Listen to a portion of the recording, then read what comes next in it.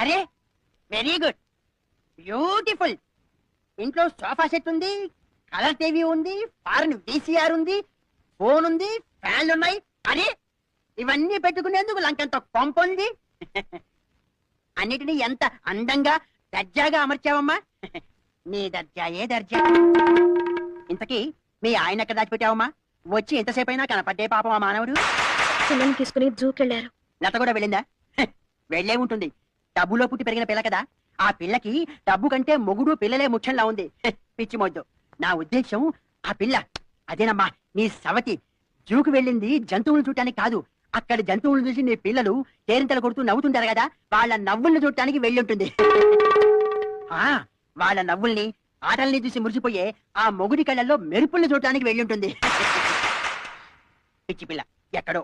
నీ అంత తెలివితేటలు దానికి ఎక్కడివి? 10,000 పారేసి పిల్లల్ని నవ్వమంటే నవ్వరు ఏమిటో. 20,000 పారేస్తే మొగుడు సంతోషించడు ఏమిటో. ఎవరి పిచ్చి వాళ్ళకి ఆనందం. నువ్వేమి పట్టించుకోకమ్మా. ఒంటరిగా ఉంటే మాత్రమే హాయిగా సుఖంగా ఉన్నావు. నాకంతే చాలు. వస్తానమ్మా. ఇల్లు సోఫాలు జాగ్రత్త.